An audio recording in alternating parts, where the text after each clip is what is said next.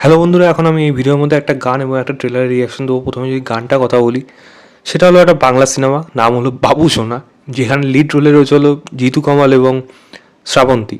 এই ডিরেক্টর হলো অংশুমান প্রত্যাশ এবং এই সিনেমাটা 14ই ফেব্রুয়ারি আসছে ভ্যালেন্টাইন্স উইকেন্ডে এবং সেরকমই একটা গানটার নাম হলো হাওয়া হাওয়া। গানটা কেমন হলো, যদি গানটা ইটসেলফ কথা বলি, গিয়েছে হলো আমাদের নাকাশ সাজি এবং অন্তরা মিত্র। তো গানটা কিন্তু যদি আমি কথা বলি, গানটা কিন্তু ইটসেলফ একটা সেই পুরনো বাংলা দিন বা বলা যায় আজ থেকে 10-12 বছর আগে যেরকম বাংলা সিনেমা গান হতো, তো সেরকমই একটা ভাইবস কিন্তু উঠে আসছে এবং জিতু কামালকে এরকম রূপে দেখা যাচ্ছে উইথ শ্রাবন্তী। তো সেটা তো একটা আলাদাই বিষয় এবং জিতু কামালকে সত্যি এরকম ইমাজিন করা যায় না এবং সেরকম ইমাজিন করেছে। তার ফিজিক্স সেরকমভাবে বানানো, তো সেগুলো দেখতে ভালো লাগছে এবং গানটা যদি ইটসেলফ বলি, হাওয়া হাওয়া জায়গাটা কিন্তু শুনতে খারাপ লাগছে না, বেশ ভালো মজাদার লাগছে। তো চেষ্টা করছে, এবার সিনেমাটা কীরকম হবে, সিনেমাটা কীরকম চলবে, সেটা কিন্তু পরের বিষয়। বাট যদি সত্যি কথা বলেন গানের কথা, গানে আমি মনে হয় সব কিছুরই প্রয়োজন আছে। হয়তো সিনেমা খারাপ হোক ভালো হোক যাই হোক, এরকম ধরনের গান কিন্তু বাঁচিয়ে রাখার প্রয়োজন এবং এটা যেন বিলুপ্ত না হয়ে যায়। এবং এরকম ধরনের গান যদি হতে থাকে, আরও ভ্যারিয়েশন আসবে, আরও তার মধ্যে মডার্নাইজ জিনিস আসবে, সেখান থেকেই কোয়ালিটি কিন্তু আস্তে আস্তে বাড়তে থাকবে, ভালো হবে। তো এই ধরনের গান আমার মনে হয় প্রত্যেক ইন্ডাস্ট্রিতেই প্রয়োজন থাকে। তো সেই অনুযায়ী গানটাকে আমি একটা ঠিকঠাক গান বলবো, যেটা খারাপ না, অ্যাটলিস্ট চেষ্টা করেছে সেটা খারাপ না এবং সেটা দেখে ফরেন লোকেশন যেগুলো দেখতে খারাপও লাগছে না। শ্রাবন্তী একটা এজ হয়ে গেছে, কিন্তু শ্রাবন্তী তো দারুণ দেখতে, তো শ্রাবন্তীর সাথে মানাচ্ছে। এবার জিতু কামালকে তো কোনোদিনও দেখিনি এবং প্লাস তার সত্যজিৎ রায় দেখার পর থেকে তার একটা আলাদা চিন্তাভাবনা চলে এসছে মনের মধ্যে। বাট এরকমভাবে দেখাটা সত্যি আশা করা যায়নি, যেটা দেখে আমি অবাক হয়েছি। তো তাকেও অবশ্যই প্রশংসা করা উচিত। দেখা যাক এই সিনেমাটা কীরকম হয়। গানটা তো ইটসেলফ আমার খারাপ লাগেনি, ভালোই লেগেছে বলা যায়।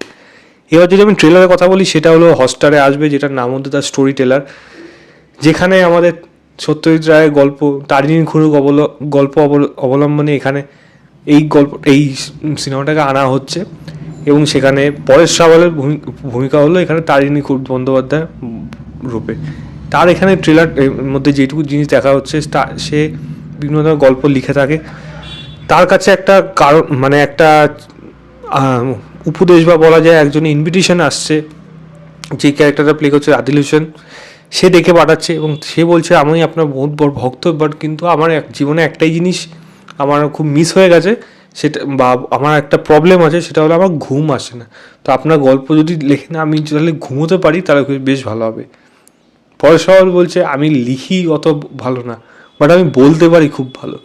এবার এই বলা এবং লেখার মধ্যে এই দুটো মানুষের মধ্যে অনেক কিছু জড়িয়ে আছে, যেটা আদিল হোসেন কিন্তু জানাতে চাইছে না তারিণী খুরুকে, কারণ সে এমন কিছু প্ল্যান করছে এই গল্পগুলোকে দিয়ে সে নিজের নামে হয়তো নভেল ছেপে বড় মানে বেস্ট সেলার হয়ে যাবে বা এরকম কিছু করার চেষ্টা করছে এবং সেটা করেওছে। কিন্তু করতে গিয়ে কোথাও যেন একটা প্রবলেম আসছে, যেটা দেখে হয়তো তার উপর অ্যালিগেশন চলে আসছে। এবার তারিণী খুরু যে গল্পগুলো বলেছিল, তো সেই গল্পগুলো কি তার নিজের নাকি অন্য কারোর থেকে নেওয়া, সেও কি কারোর থেকে নিয়ে বুঝে গেছে বা এরকম কোনো হবে, সেটা তার উপর পুরো চাপিয়ে দিল যাতে নিজের উপর দোষ না আসে। তো সেরকমই একটা গল্প হতে চলেছে। আবার দেখার ইন্টারেস্টটা কিন্তু আরও বেড়ে গেল। তারিণী খুরুর অ্যাডাপ্টেশন এরকমভাবে মডার্নাইজ যুগে সেটাকে যেভাবে ইউজ করা হচ্ছে, সঙ্গে ব্যাকগ্রাউন্ড মিউজিকে পুরনো বাংলা গান, রবীন্দ্রসঙ্গীতে যে সুর পাওয়া যাচ্ছে, সত্যি সেগুলো কিন্তু প্রশংসনীয়। আমার কিন্তু ভালো লাগলো এই ট্রেলারটা দেখে। আমি লিঙ্কটা দিয়ে রাখবো, গানের লিঙ্কও দিয়ে রাখবো, এটাও দিয়ে রাখবো। 28 তারিখ সিনেমাটা আসছে, আমি হটস্টারে অবশ্যই দেখবো, দেখে জানাবো আপনাদের কেমন লেগেছে এবং আপনারাও দেখবেন, দেখে জানাবেন আপনাদের কেমন লেগেছে। ট্রেলারটা অবশ্যই দেখবেন। তো এই ছিল আমার হাওয়া হাওয়া গানের রিয়াকশন এবং দ্য স্টোরি টেলার বলে সিনেমাটার ট্রেলারের রিয়াকশন। ভিডিওটা ভালো লাগে লাইক শেয়ার, চ্যানেলটাকে অবশ্যই সাবস্ক্রাইব করে দেবেন।